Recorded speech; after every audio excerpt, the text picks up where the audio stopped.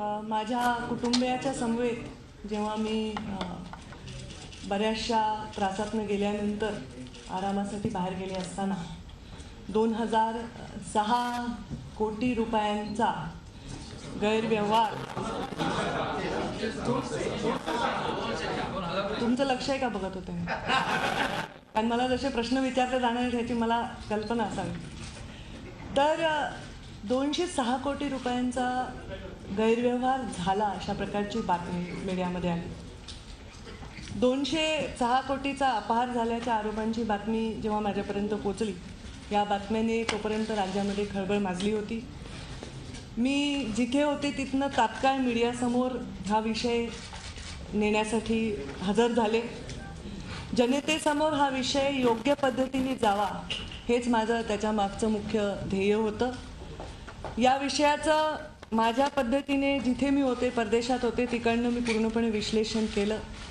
सर्व मीडियाशी मी संपर्कसुद्धा साधण्याचा त्याच्यामध्ये प्रयत्न केला, पण काही लोकांशी माझा संपर्क होऊ शकला नाही, कारण मी परदेशात होते. वेळेचा फरक होता, फोनचे विषय होते, सतत मीडियांचे फोन कॉल येत होते आणि त्याच्यामुळे काही लोकांशी माझं बोलणं झालं नाही. त्याच्याबद्दल मी मनापासून दिलगिरी व्यक्त करते आणि काही लोकांशी बोलणं झालं याच्याबद्दल समाधानही व्यक्त करते की काही का विषय हा मला सगळ्यांपुढे मांडता आला. आणि म्हणून सर्वांना हा विषय अतिशय व्यवस्थितपणे विस्तृतपणे सांगता यावा आणि त्याच्यासाठी ही पत्रकार परिषद आज मी बोलवलेली आहे. या पूर्ण झालेल्या प्रकाराचं विश्लेषण मी असं करेन की हा घोटाळा हा शब्दांचा, कारण 206 कोटीची खरेदी, इथे खरेदी हा शब्द काढून फक्त जर स्कॅम हा शब्द टाकला तर कितीतरी मोठा आपल्या देशामध्ये, आपल्या राज्यामध्ये खळबळ उभी करता येऊ शकते, हे मात्र याच्यातून मी बघितलेलं आहे.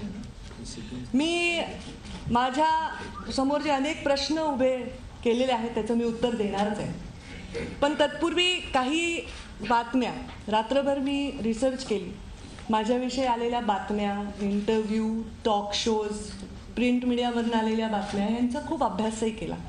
मी जवळपास 56 तास आज न झोपता अभ्यास करते. अभ्यास करून आपण मीडियासमोर जायला पाहिजे, मीडिया पण खूप अभ्यासू आहे. आणि म्हणून मी आले आणि मी वर्तमानपत्रातल्या काही बातम्या वाचल्या. त्याच्यामध्ये काही लोकांनी असं लिहिलं की वर्तमानपत्रामध्ये बातमी येऊनसुद्धा पंकजा मुंडेंच्या किंवा खात्याचा कुठलाही खुलासा आला नाही. तर मी सर्वप्रथम हे खुलासा करू इच्छिते की ज्या ज्या वर्तमानपत्रामध्ये अशा संदर्भातली बातमी पूर्वी आली होती त्या वर्तमानपत्रांना माझ्या खात्याच्या माध्यमातून मी खुलासा पाठवला होता. पण तो खुलासा छापवायचा का नाही हा सर्वस्वी त्यांचा निर्णय होता. पण माझा खुलासा गेलाय. काही संपादकांना स्वतः बोलून मी तो खुलासा पाठवलेला आहे. त्यामुळे तिथे मी कुठल्याही प्रकारचं दुर्लक्ष केलेलं नाही. या विषयावरची कागदपत्र जी आरोप माझ्यावर झाले, जे काही 10-12 प्रमुख आरोप माझ्या खात्यावर करण्यात आले, याच्यामध्ये 20 मेच्या रोजी विरोधी पक्षनेते विधान परिषद यांनी एक मोठी फाईल मुख्यमंत्र्यांकडे दिली आणि याच्यामध्ये गैरव्यवहाराच्या बद्दलचा एक सौम्य आरोप त्याच्यातनं केला. तेव्हा मुख्यमंत्र्यांनी याच्याबद्दलच्या कारणांची मीमांसा माझ्याकडे मागितली आणि त्या कारणांची मीमांसा अतिशय प्रत्येक शब्दाचं उत्तरासकट ही चीफ सेक्रेटरीकडे मी तेव्हाच सबमिट केलेली आहे. मी माझ्या दौऱ्याला जाण्याच्या पूर्वी ही चीफ सेक्रेटरीकडे पाठवण्यात आलेली आहे.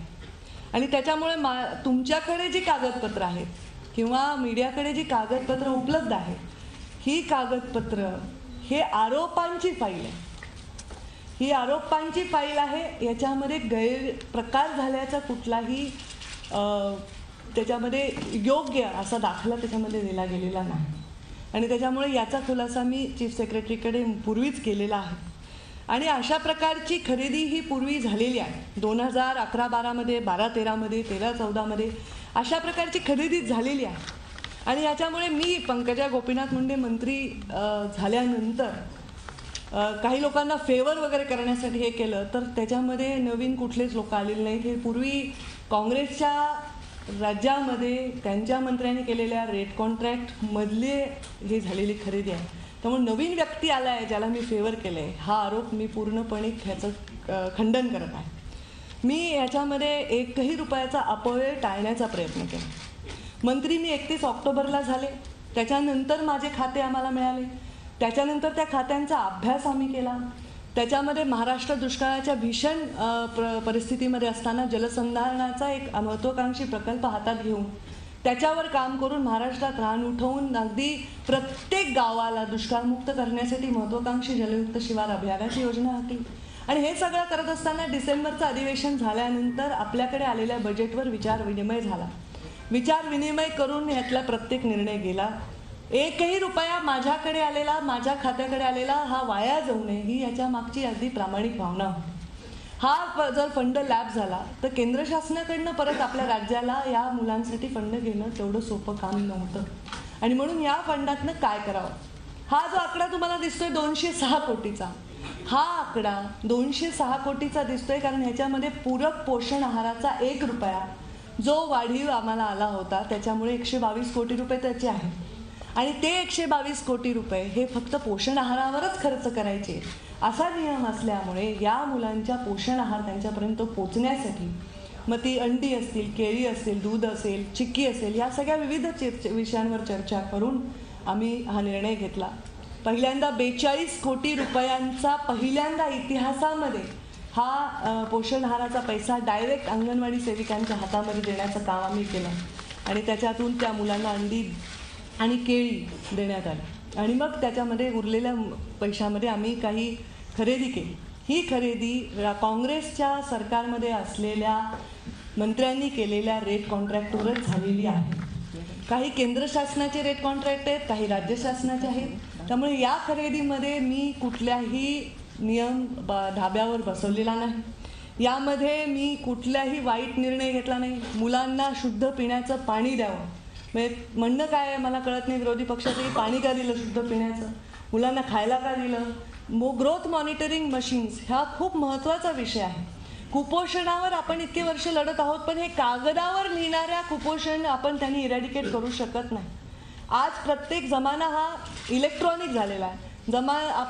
आपला म्हणजे सगळं ग्लोब पुढे चाललेला आहे.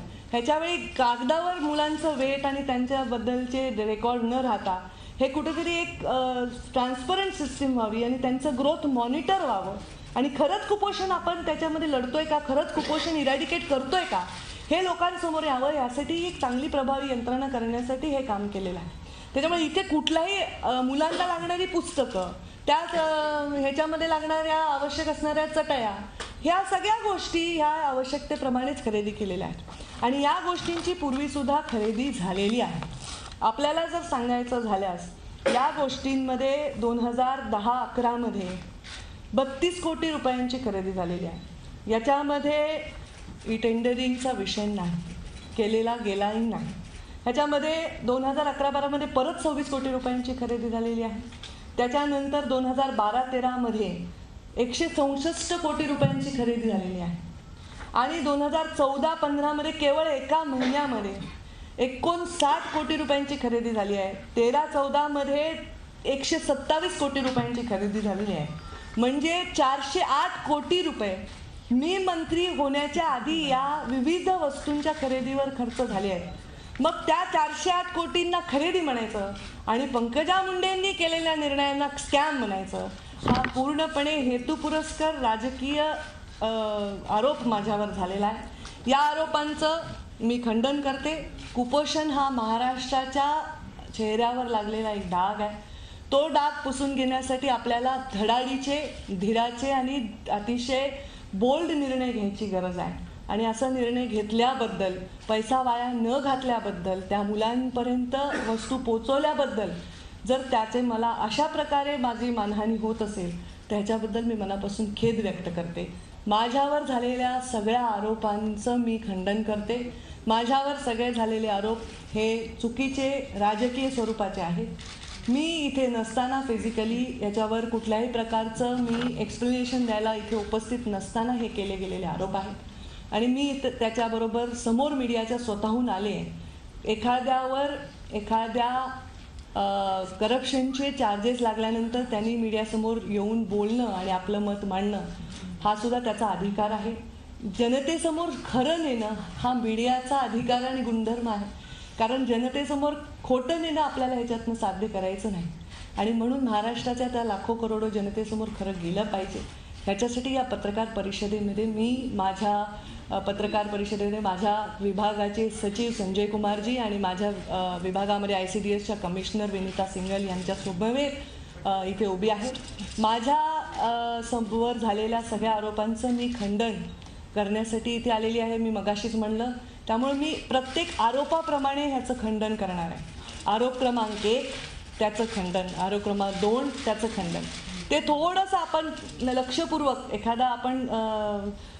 एखादा सायन्सचा तास जसा आपण ऐकायचो आणि नोट्स काढायचो तसं लक्षपूर्वक आपण ऐकावं, म्हणजे तुम्ही प्रश्नसुद्धा योग्य विचारले तर मला योग्य उत्तर देता येईल. कारण मी जेव्हा मीडियापर्यंत गेले तेव्हा त्यांना जी माहिती फीड गेलेली होती ती माहिती चुकीची होती आणि त्याचं मला खंडन करायला तिकडे फिजिकली उपस्थित राहून जमलं नाही. म्हणून आज मी सर्व माहिती, सर्व कागद पुराव्यासकट इथे आलेली आहे. आपण 1 बाय 1 या विषयाला जरा 1 मिनिटं शांततेने ऐका आणि मग आपल्या प्रश्नांना मी सामोरं जाण्यासाठी तयार आहे. त्याच्यामध्ये माझ्या डिपार्टमेंटवर सन्माननीय सदस्यांनी काही आक्षेप घेतले होते. त्याच्यामधला आक्षेप पहिला असा होता की 3 लाखापेक्षा जास्त खरेदी करायची असेल तर ई टेंडर करावे. याचं मी वेळोवेळी खंडन केलं आहे, याचे क्लॅरिफिकेशन दिलं आहे. महिला बालकल्याण विभागाकडून जी खरेदी आहे ती शासनमान्य आहे, अधिकृत दर करारांना अनुसरून आहे. ई टेंडरिंग तेव्हाच करायचं आहे जेव्हा आपण नवीन टेंडरला सामोरे जाणार आहोत. आणि ई टेंडरिंगचा अर्थ काय, तर पूर्वी आपण टेंडरिंग करायचो, त्या टेंडरिंगचा फक्त मोड जो आहे तो इलेक्ट्रॉनिक मोड करण्याच्या संदर्भातला तो निर्णय आहे. आणि ते इलेक्ट्रॉनिक मोडचं जे टेंडरिंग आपण करत आहोत ते इलेक्ट्रॉनिक मोडचं टेंडरिंग करण्यासाठी जेव्हा नवीन टेंडरला आपण सामोरं जाणार तेव्हा ते करायचं आहे. पण जिथे दरकरार निश्चित आहेत विभागाचे त्या ठिकाणी ते टेंडरिंग करायचे नाही, गरज नाही. आणि त्याच्यामुळे आम्ही हा जो निर्णय घेतला आहे तो योग्य आहे. याच्याबद्दलची माहिती आपल्याला स्क्रीनवर सुद्धा दिसत आहे. ई टेंडरिंगच्या मर्यादेच्या संदर्भातलं क्लॅरिफिकेशन मी आपल्याला आत्ताच दिलेले आहे. आणि यासाठी ई निविदेचा अवलंब करण्याचा निर्णयसुद्धा जो घेतला आहे तो याला लागू होत नाही. आणि त्याच्यामुळे मी आपल्यासमोर जे मांडलेलं आहे ते आपण जरा त्याचं अवलोकन करावं. त्याच्यानंतर वरचे जे निर्णय आहेत 6 ऑगस्ट 2010 मध्ये 50 लाख किंवा त्याच्या अधिक रकमेच्या खरेदीसाठीचा निर्णय ई टेंडरिंगमध्ये घेतला होता. त्याच्यानंतर 19 जानेवारीला तो 10 लाखाच्या रकमेसाठी झाला. आणि आम्ही सत्तेमध्ये आल्यानंतर 26 नोव्हेंबर 2014ला आमचे मुख्यमंत्री देवेंद्र फडणवीस यांनी हा निर्णय 3 लाखापर्यंत त्याची रक्कम खाली आणलेली आहे. पण हा परत मी एकदा आपल्याला क्लॅरिफिकेशन देते, नवीन टेंडर काढण्यासाठी तो निर्णय आहे, एक्झिस्टिंग रेट कॉन्ट्रॅक्टसाठी तो निर्णय नाही. याच्यानंतरचा जो माझ्याकडे आरोप झाला ह्याचं फार विस्तृत आपल्याकडे मी लेखी पण स्वरूपाचं ह्याच्यामध्ये हे दिलेला आहे. याच्यानंतर जो आपल्याकडे आरोप झाला आहे माझ्यावर तो मी हे मुख्यमंत्र्यांचे आदेश डावलले. तर ई टेंडरिंगच्या बाबतीत रेट कॉन्ट्रॅक्टसुद्धा ई टेंडर म्हणजे रेट कॉन्ट्रॅक्ट असलं तरी ई टेंडरिंग करावी हा निर्णय हा 17 एप्रिल रोजी झालेला आहे. त्यामुळे तो निर्णय मी माझे विभागाची खरेदी फेब्रुवारीमध्ये केली आहे, काही मार्चमध्ये केली आहे आणि तो निर्णय एप्रिलमध्ये झाला आहे. आणि त्याच्यामुळे त्याही निर्णयामध्ये कुठेही आमचं नियमाचं उल्लंघन झालेलं नाही.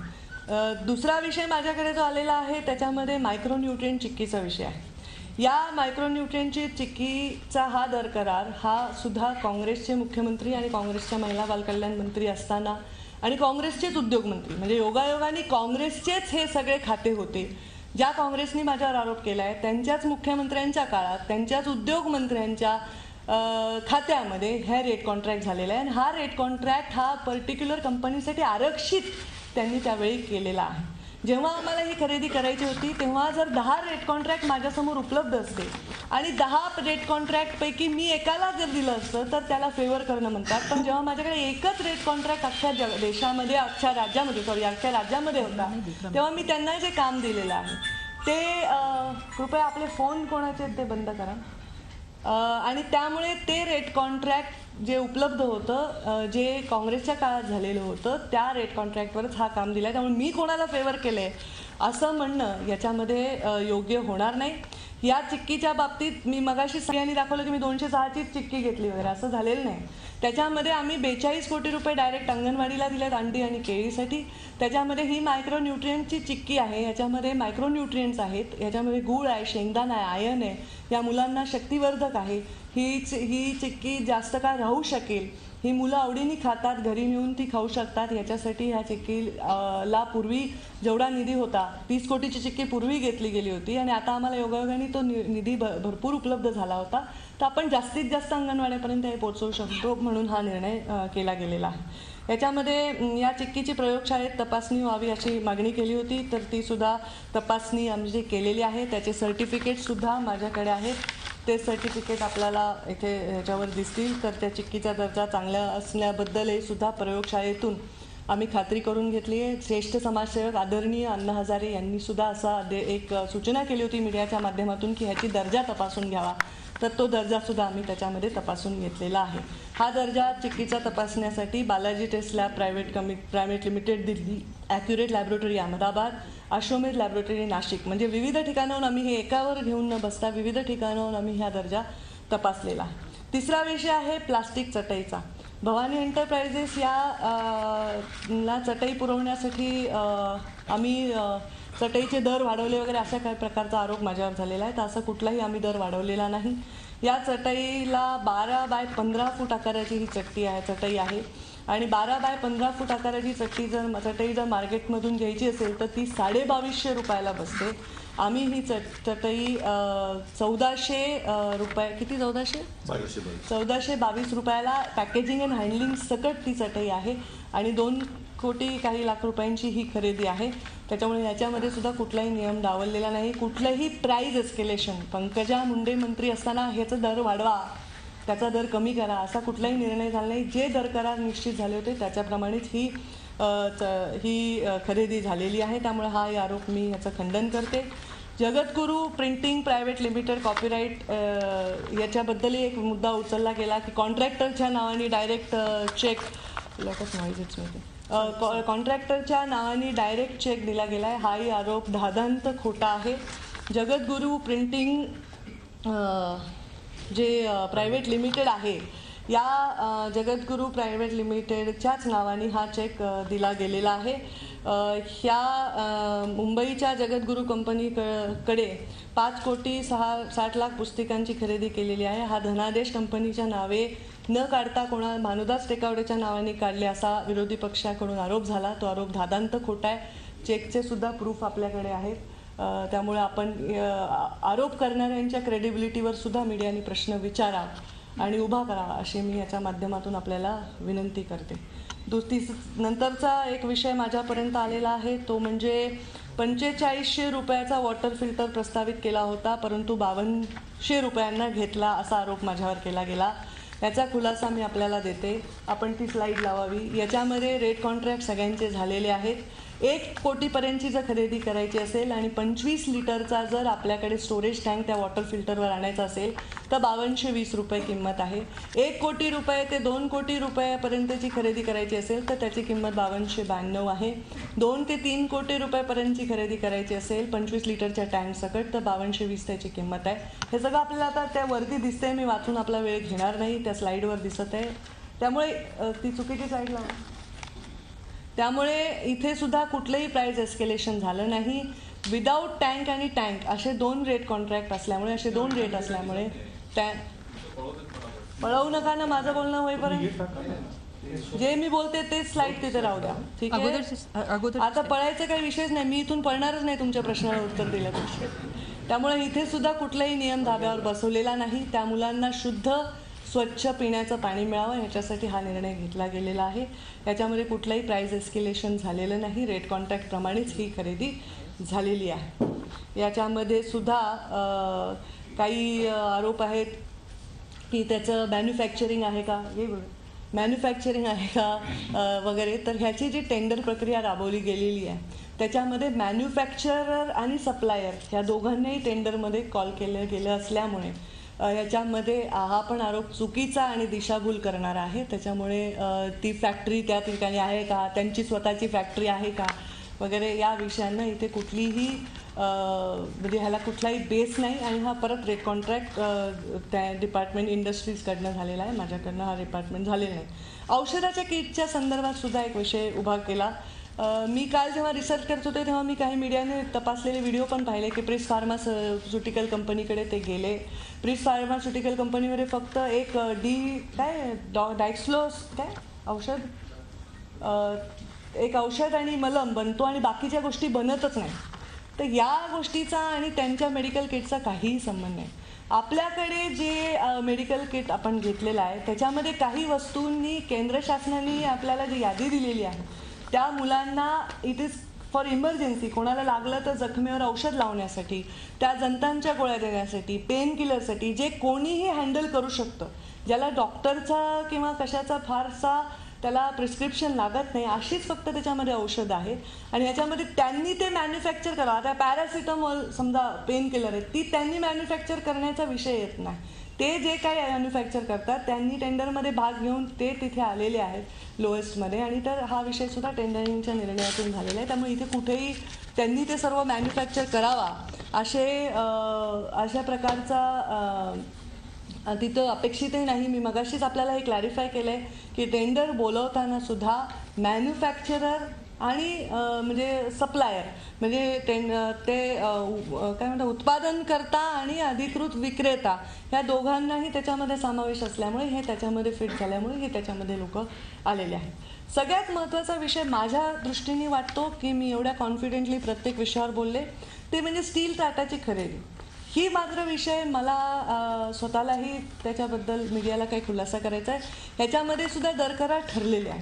हे दरकरार 300x200x20 mm ताटाच्या म्हणजे त्याचं वाहतूक, हँडलिंग आणि वॅट हे सगळं मिळून त्याची जी किंमत आहे ती ठरलेली. दरकरार झाल्यानंतर त्या लोकांनी विशिष्ट काळात ते सप्लाय करायचे होते, पण त्या लोकांनी ते सप्लाय केल्या नाहीमुळे आम्ही त्यांना शो कॉज नोटीसही पाठवलेली आहे. त्यांच्याकडनं कुठलाही खुलासा आला नाही. त्यांना काही दिवसाची वेळ देऊन त्यांनी त्याच्यावर कुठलाही खुलासा दिला नाही तर आम्ही त्यांच्यावर कडक कारवाई करणार आहोत. त्याच्यामध्ये कुठल्याही प्रकारचा पैसा हा त्यांच्याकडे दिला गेलेला नाही, त्याच्यामुळे कुठलाही पैशाचा अपव्यय त्याच्यामध्ये झाला नाही. त्यांनी मात्र दरकरारामध्ये असतानाही त्याच्याबद्दल कुठला निर्णय घेणे याच कंपनीकडनं पूर्वीच्या मंत्र्यांनी खरेदी केली होती, पण ह्यांनी आम्हाला आता कुठल्याही प्रकारचा रिप्लाय सुद्धा दिलेला नाही आमच्या शो कॉज नोटीसला. तर त्यांनी जर अमुक काळात रिप्लाय दिला नाही तर आम्ही त्यांच्यावर कडक कारवाई ह्याच्यामधनं करणार आहोत. हे माझ्यावर झालेले प्रमुख 10 आरोप आहेत. दुसरा शेवटी जाता जाता वेबसाईटवर हे निर्णय का टाकले नाही तर ह्याच्यामध्ये काही दडवण्याचा हेतू नव्हता किंवा दडवण्याचा विषय नव्हता. ही पूर्वी प्रॅक्टिस नव्हती, त्यामुळे डिपार्टमेंटलाही तशी सवय नसावी कदाचित. पण आता मी त्यांना सांगितलं की प्रत्येक रुपयाचा निर्णय वेबसाईटवर टाकावा, पण हा दडवलेला निर्णय नाही. ही रुटीनमधली खरेदी असल्यामुळं, हा नवीन निर्णय नसल्यामुळे, नवीन काही गोष्टी इन्क्लूड नसल्यामुळे त्या वेबसाईटवर टाकल्या नाही. पण त्याच्याबद्दल मी कडक आदेश दिलेले आहेत. याच्याबद्दल प्रत्येक गोष्ट वेबसाईटवर गेली पाहिजे. पण ही माहिती जी आपल्याकडे आली आहे ती राईट ऑफ इन्फॉर्मेशनमधनं माझ्याकडे मागण्यात आलेली आहे, तर माझ्याच डिपार्टमेंटने दिलेली आहे. जे माझ्याकडे एवढा प्रश्नाचा बंच मुख्यमंत्र्यांकडे सन्माननीय विरोधी पक्षनेत्यांनी दिला होता त्याच्या उत्तरादाखल दिलेले आमचे काही कागदपत्र मुख्यमंत्र्यांकडे आहेत. त्यामुळे ह्याच्यामध्ये कुठलंही एखादं हिडन डॉक्युमेंट आहे की ते डिपार्टमेंटनी मात्र दडवून ठेवलं होतं आणि त्याचा शोध काहीतरी असा संशोधन करून ह्यांनी बाहेर काढला, तर हा असा आरोप बेसलेस आहे. एका चेकवरून तुम्हाला कळायला पाहिजे की हा आरोप पूर्णपणे राजकीय आहे. अतिशय कोणीतरी म्हणाला मी खोटं बोल पण रेटून बोल, पण खोटं बोल पण रेटून बोल की स्कॅम काहीतरी आलाच पाहिजे भारतीय जनता पार्टीच्या मंत्र्याच्या नावाने, असा ह्याच्यामध्ये कुठेतरी उद्देश असणं मला जास्त स्पष्ट दिसतंय. माझ्या सगळ्या आरोपांचं मी खंडन कागदपत्रांसकट प्रेझेंटेशन सकट दिलं आहे. सगळा देश तो बघतोय. याच्यामध्ये आपल्याला काही प्रश्न असतील ते विचारावा. एकही रुपयाचा याच्यामध्ये गैरव्यवहार झालेला नाही.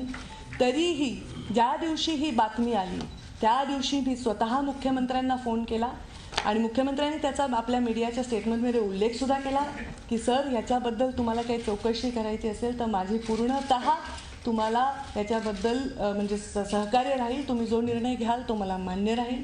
त्यामुळे माझ्या पक्षाच्या नेत्यांनी माझ्या मुख्यमंत्र्यांनी जो निर्णय घेतील तो मला नेहमी मान्य राहील.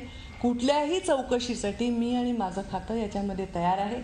अँटी करप्शन ब्युरोनी काही कागदपत्र मागवलेले आहेत, ते सुद्धा आम्ही त्यांना देणार आहोत. त्याचे सुद्धा आम्ही त्यांच्या प्रत्येक प्रश्नांचं उत्तर त्याच्यामध्ये देणार आहोत. त्याच्यानंतर जो निर्णय होईल त्या तो मला मान्य आहे, पण ह्याच्यामध्ये मी एकही रुपयाला कुठेही व्यवहारात सामील असेल तर मी महिला बालकल्याण खात्याची नाही, तो कोणत्याही खात्याची मंत्री होण्यासाठी लायक नसावी. तेव्हा अशा वेळी मी स्वाभिमानाने त्यावेळी ज्या दिवशी मी चुकीची आहे हे सिद्ध होईल त्यावेळी मी स्वतःच बाहेर त्याच्यातनं पडेन, असं आपल्याला या निमित्ताने सांगू इच्छिते. आता आपल्याला काही प्रश्न असतील तर वन बाय वन आप अभी एक पहले आप जलयुक्त की जानकारी चाहिए आपको इधर? एक नया खुलासा है। हाँ, एक मिनट। आप सबसे मैं सब जानकारी देने के लिए तैयार हूँ. मेरे को थोड़ा कागज पढ़ के ही जानकारी देना मुश्किल होता है, मेरे दिमाग में सारी जानकारी फिट है, मैं सब जानकारी दूंगी. पर मैं जिसके लिए मैंने प्रेस ली है उसके लिए मैं पहले वो सारे सवाल खत्म करूँ, फिर आपको विस्तृत जानकारी मिल सकती है. Will you one by one talk? I will very peacefully answer. मैं सगळं हिंदीत सांगू परत? सारे मेरे ऊपर 206 करोड़ का अपहार का जो आरोप लगा है, मैं उसका खंडन करने के लिए ये प्रेस कॉन्फ्रेंस ले रही हूँ. इसके बारे में मेरे ऊपर जो आरोप उठाए गए उसके अभी स्क्रीन पर मैंने सबके जवाब अपनी तरफ से दिए हैं. ये सारे आरोप राजकीय स्वरूप के हैं, ये सारे आरोप मेरी इमेज मलाइन करने के लिए हैं. इसमें मैंने कोई भी गलत कदम नहीं उठाया है, कोई भी नियमों का उल्लंघन इसमें नहीं हुआ है. बड़े आत्मविश्वास के साथ मैं कह रही हूँ कि मेरे डिपार्टमेंट का 1 रुपया भी ना जाया जाए, इसीलिए मैंने ये निर्णय लिए हैं. डायनामिक तरीके से निर्णय लिए गए हैं, पर इस निर्णय में डायनामिज्म भी है, पर इसमें कोई करप्शन नहीं है, कोई गलत व्यवहार नहीं हुआ है, ना कोई नियमों का उल्लंघन हुआ है. तो इसलिए मेरे ऊपर जो आरोप लगाए हैं उसका मैं पूरी तरह से खंडन करती हूँ. एक जो आरोप मुझ पे लगा है उसका मैंने आपको सबको विस्तृत तरीके से इसका मेरी तरफ से विश्लेषण दिया है. मैं एक छोटा सा उदाहरण के जगत गुरु के बारे में उन्होंने बताया था कि कॉन्ट्रैक्टर के नाम से चेक दिया, उसका भी मैंने आपको जेरोक्स यहाँ दिखाया है. तो मैं यही बताता है ये कि आरोप जो है ये सरकारी पक्ष की तरफ विरोधी पक्ष ने लगाए हुए बेसलेस आरोप है. मैं इनका खंडन पूरी तरह से करती हूँ. इंग्लिशमध्ये पण सांगायचं आहे का? अजून कुठल्या भाषेत नाही सवालों पे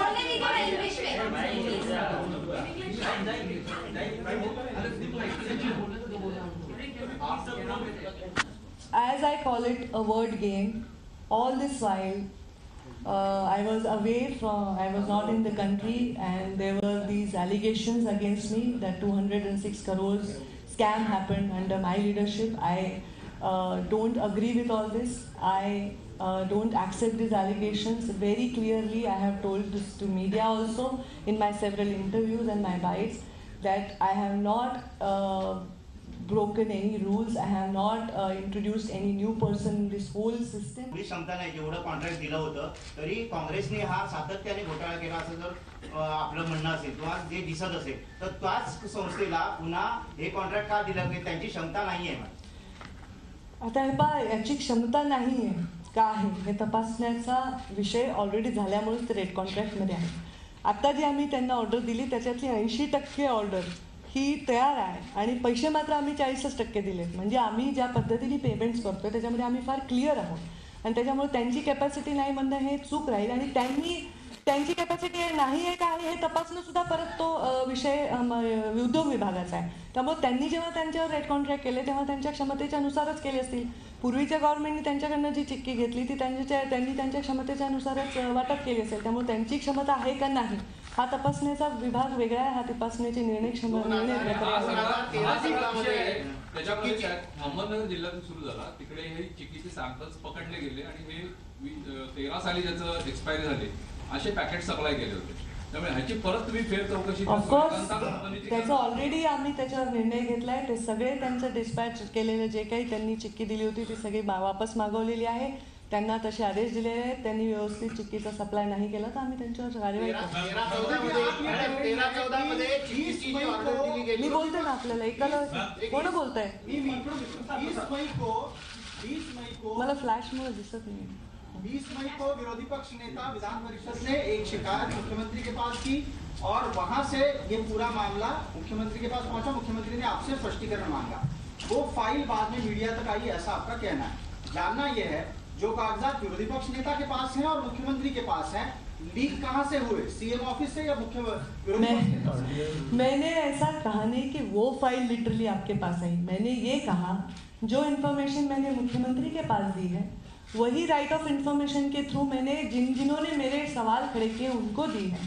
वही अगर मीडिया कल मुझे मांगता है तो मैंने वही इन्फॉर्मेशन मतलब वो कागजात मैंने उनको दिए. मेरा वो क्लैरिफिकेशन ये मैं कह रही हूँ. मुख्यमंत्री की फाइल लीक हो गई वगैरह ऐसा बिल्कुल मैंने कहा नहीं. कृपया मेरे मुंह में आप शब्दता डालें.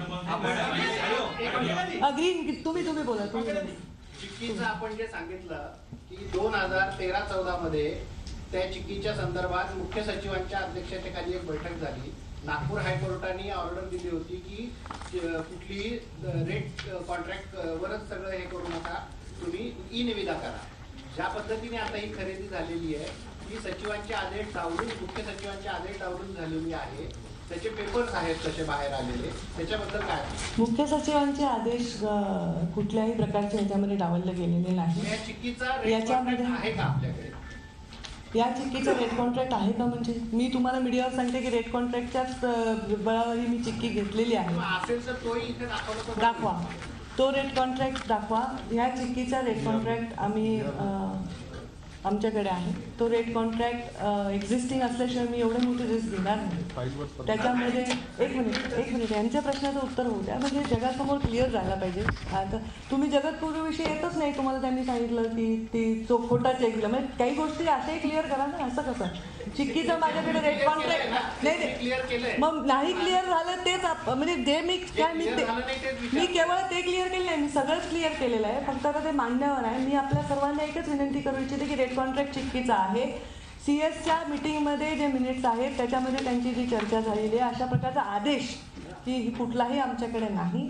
आणि त्याच्यामुळे आम्ही उद्योग विभागाला विचारणा करूनच हा निर्णय घेतलेला आहे. उद्योग विभागाचा आपण म्हणताय राधिका रस्तोगी यांनी एक पत्र लिहिलं होतं जेव्हा त्या उद्योग विभागाच्या आयुक्त आणि त्या पत्रात त्यांनी असं लिहिलेलं आहे की हा रेट कॉन्ट्रॅक्ट नसून रेट फिक्सेशन आहे, दर निश्चिती असा शब्द त्यांनी वापरलेला आहे. आणि याच्या पुढे अशा प्रमाणात मोठ्या प्रमाणावर खरेदी करू नये. करायची असेल तर ती ई टेंडर पद्धतीने करावी आणि त्याला स्टे दिला होता आदिवासी विभागाने खरेदी केली तेव्हा. आदिवासी विभागाच्या खरेदीविषयी सुद्धा मी आपल्याला डिटेल माहिती देते. त्याच्याविषयी सांगते. आदिवासी विभागाच्या त्यावेळी 2013च्या आदिवासी विभागाने ही चिक्के खरेदी करण्याविषयी रस दाखवला होता. तेव्हा त्यांच्या आयुक्तांनी सांगितलं की आम्ही आदिवासी विभागाच्या मुलांसाठी एक वेगळं थोडंसं डाएट आहे. त्यांच्याकडे इनफ दूध केळी अंडी असताना आम्हाला या चिक्कीची तेव्हा आवश्यकता नाही असं त्यांच्या आयुक्तांनी लिहून दिलं होतं. मग त्यांच्या आयुक्तांनी लिहून दिल्यामुळे त्या खरेदीचा विषय वेगळ्या प्रकारे हाताळला गेला. त्याच्याबद्दल त्यांनी ही चिक्की खरेदीच करू नये असं लिहिलेलं नव्हतं. त्या पर्टिक्युलर ट्रान्झॅक्शनचा तो भाग होता. त्याच्यामुळे त्यावेळी 2013च्या आदिवासी मंत्र्यांनी चिक्की घेण्याच्या संदर्भातला निर्णय घेत असताना त्यांच्याच आयुक्तांनी नकार दिल्यामुळे त्या बाबतीत तसा निर्णय झालाय. त्यामुळे त्याच्यावर जो निर्णय जनरलाइज नाही हे मात्र यामध्ये बरं झालं आपण तो प्रश्न विचारला ते मी आपल्या या माध्यमातून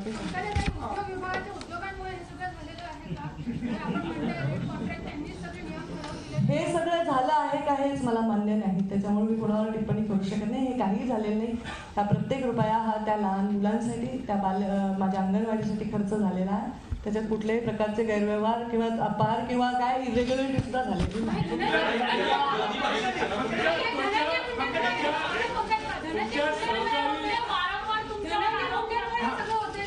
एक मी येते आता एक तिकडून एक प्रश्न घ्या. चला. रेट कॉन्ट्रॅक्ट स्क्रॅप करण्याचा निर्णय जरी 17 एप्रिल 2015 रोजी झाला असला तरी मुख्यमंत्र्यांनी डिसेंबरच्या अधिवेशनात स्पष्ट केलं होतं की आम्ही आतापासूनच करतो. तुमची नैतिक जबाबदारी नव्हती का ई टेंडरिंगने पुढील खरेदी व्हावी? मला मुख्यमंत्र्यांचं असं स्टेटमेंट आपण आणून द्या. कारण लेखी गव्हर्नमेंट रेग्युलेशन ई टेंडरिंग करण्याचा निर्णय हा टोटली वेगळा. ई टेंडरिंग काय हे कॉन्सेप्टच समजून घ्यायला पाहिजे आपण. मी मगाशी आपल्याला जे वाचून दाखवलं पूर्वी 50 लाख होतं मग 10 लाख होतं मग 3 लाखावर आलं. That is saying that instead of paper tendering you use electronic as a media. ह्याचा अर्थ काय आहे तर ते टेंडरिंग नवीन करण्यासाठी टेंडरिंग करण्याचा इथे रेट कॉन्ट्रॅक्ट एक्झिस्टेड होते आणि त्यामुळे आम्ही ही खरेदी केलेली आहे. आणि ही जेव्हा 17 एप्रिलला गव्हर्नमेंट रेग्युलेशन निघालंय की आता हे रेट आहे तेव्हा मी 1 रुपयाही खरेदी केलेली नाही. 1 रुपयाही मी अजून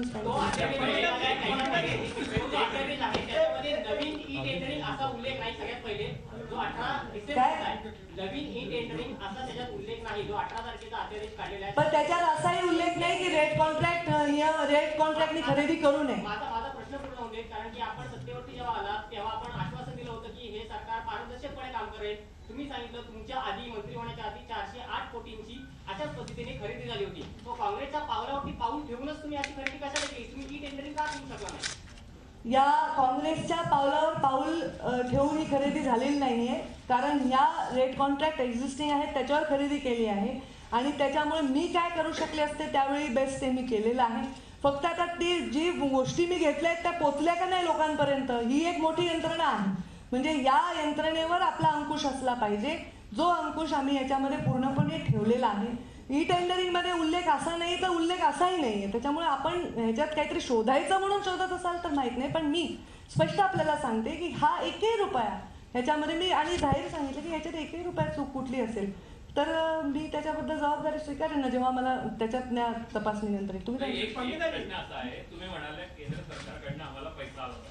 केंद्र सरकारने तुम्हाला पैसे याच्यासाठी दिले होते. DHRचा जो पोषण आहार आहे त्या पोषण आहार मध्ये 1 रुपयाची वाढ करण्यात येते आहे.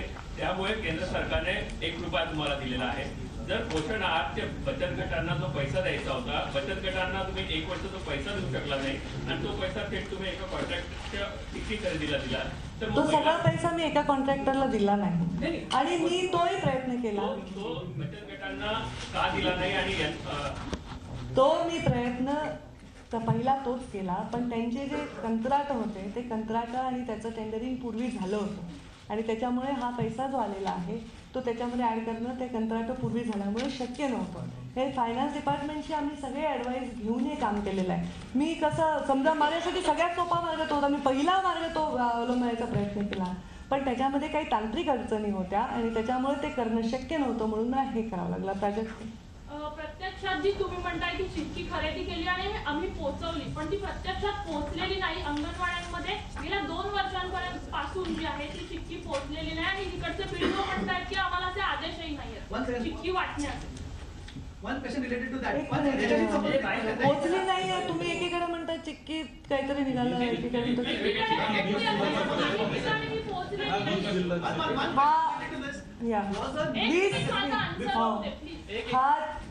हा जो सप्लाय आहे हा 20 जिल्ह्यांपुरता मर्यादित आहे. त्या सगळ्या जिल्ह्यात पोहोचली आहे. त्याची पोचपावती सुद्धा मीडियाला सादर केली जाते. Before making such huge purchases in such a big quantity, was a need assessment survey made? Yes, that was made, and this is huge for us to hear. But this budget of this particular department is much huger than this. If you think about 80 crores, out of which Rajgira some groundnuts and good. So all this, if you think, if you count that to all the beneficiaries we have, it will be hardly some 200 rupees per head, which is not even 1 rupee per head per day. So it sounds big, but the kind of beneficiaries we have, number of beneficiaries we have, the kind of responsibility we have, it is really not a big amount. If we would have had bigger amount, we would have given bigger opportunity for these guys to have best food. ₹8 crore की पहली सरकार ने चिट्ठी खरीदी ये पूरे contract में, तब स्कैम का शक नहीं लिया गया. आखिर पंकजा जी को क्यों लोग कंस्पिरेसी ऐसी खड़ी कर रहे हैं कि पंकजा जी कहीं थे? झी 24 तास रहा एक पाऊल पुढे.